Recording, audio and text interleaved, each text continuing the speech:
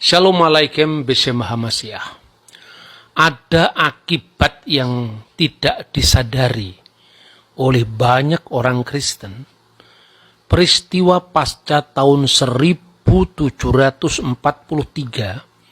ketika seorang teolog Jerman yang bernama Paul Ernst Jablonski membuat teori bahwa Natal 25 Desember itu jiplakan dari Natalis Sol Invicti, perayaan Dewa Matahari yang tak terkalahkan.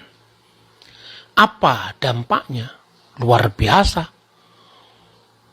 Gereja dilanda oleh skeptisisme terhadap historisitas Natal. Gara-gara teori yang tanpa bukti. Kenapa saya katakan tanpa bukti? Tak sepotong pun data kuno yang menyebut tentang Natal 25 Desember adalah perayaan Sol Invicti, Dewa Matahari yang tak terkalahkan. Sementara itu, sebagaimana setiap kali saya presentasikan gagasan-gagasan saya, yang sebetulnya hanya mewakili suara yang selama ini diam. Ketika gereja dihantam dengan skeptisisme yang nyaris meluluh lantakkan sendi-sendi keimanan kita. Saya selalu mengemukakan bukti-bukti sejarah.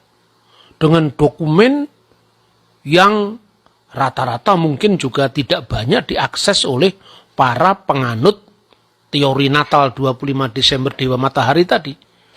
Maka pada tayangan minggu yang lalu saya mengatakan dengan istilah yang mungkin jenaka, nderek bebek. Hanya ngikut kwek tanpa cek and recheck sumber sejarah itu. Ketika saya bicara tentang Paus Telesphorus sudah merayakan Natal tahun 126, saya tunjukkan ini Liber Pontificalis dalam bahasa Latin dan bahasa Inggris. Ketika saya mengatakan bahwa Natal sudah dirayakan di Kaisaria Filipi tahun 170, ini datanya dari De Origine Progressu Ceremonis et Ritibus Festorum Christianorum. Semua jelas datanya bahwa perayaan-perayaan Natal yang diragukan itu semua berasal dari jauh sebelum perayaan Dewa Matahari di Roma tahun 274, yaitu Saturnalia. Bahkan tanggalnya pun bukan 25 Desember. Saya juga mengemukakan misalnya dengan perbandingan dari beberapa buku yang dikenal dengan Didaskalia. Baik itu adalah Didaskalia dalam bahasa Koptik, ya, yang saya baca terjemahnya di kitab Ad-Daskulia ini, maupun Daskulia di dalam bahasa Syriak atau Aramaik. Semuanya saya tunjukkan dengan bukti-bukti yang bisa di cross-check setiap orang. Maka saya katakan seperti yang pernah disampaikan oleh Paus Benediktus ke-16. Mari kita tinggalkan mitos-mitos tentang Natal. Sebab teori ini begitu merusak. Sehingga apa? Data-data historis itu kita abaikan begitu saja. Lalu sebagai gantinya, begitu mudahnya orang Kristen membuat teori-teori baru yang dilandasi dengan keyakinan ini tersebut dalam Alkitab. Padahal tafsir pribadi. Satu contoh misalnya, orang tidak lagi bisa membedakan antara dokumen kuno dengan tafsiran Alkitab oleh orang di abad modern. Misalnya, Hagai pasal 2 ayat 19 sampai dengan ayat 20 mengenai peletakan bait Allah di Yerusalem yang terjadi pada tanggal 24 bulan ke-9 Ibrani, yaitu bulan Kislev. Itu berkaitan dengan dikandungnya Yesus di rahim Bunda Maria. Ini disebut dokumen kuno. Dokumen kuno yang mana? Itu kan tafsiran orang modern. Masa begitu disamakan dengan tulisan Hippolytus, Irenaeus, Julius Africanus, Koptik Didaskalia Apostolorum yang ditetapkan oleh Pope Demetrius dari Alexandria tahun 189, tidak sebanding dong antara dokumen-dokumen kuno dengan tafsiran orang modern tentang Alkitab. Jadi kalau dikatakan dokumen kuno, ya yang kuno ya Alkitabnya itu, bukan tafsirannya. Nah itu loh saudara-saudara. Dampak yang tidak disadari ini kemudian karena begitu bebasnya orang menafsir kitab suci, lalu berangkat dari asumsinya yang tanpa bukti tadi. Misalnya, dari 25 Desember yang dituduh dengan perayaan Dewa Matahari, lalu mulai diikuti dengan skeptisisme. Misalnya, mana mungkin pada musim dingin, bulan Desember, domba-domba digembalakan di padang pada waktu malam hari. Nah, pandangan-pandangan inilah yang kemudian selalu didengung-dengungkan oleh sekte Kristen Asbak. Asbak itu asal beda dengan ajaran Katolik.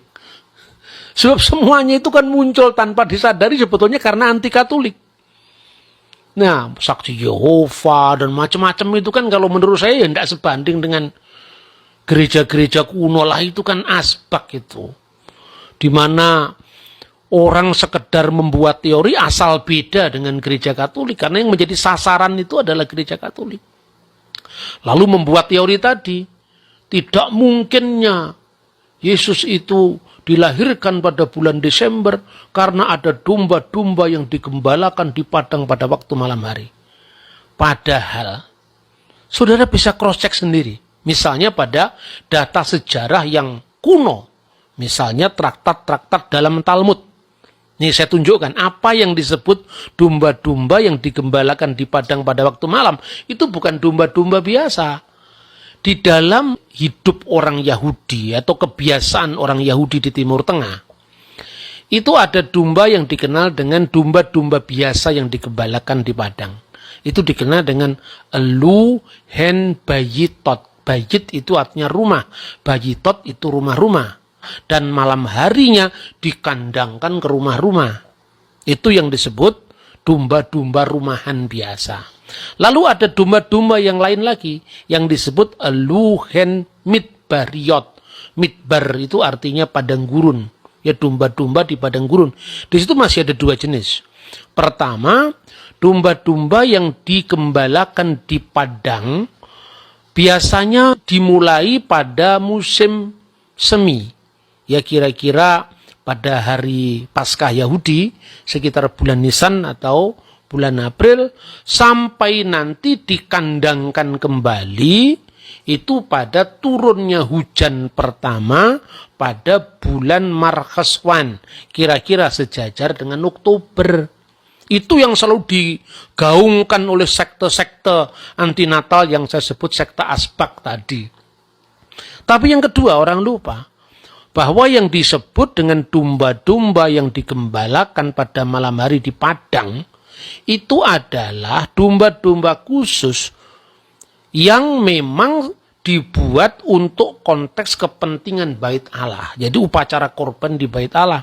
Itulah yang disebut dalam Traktat Beisa 40b.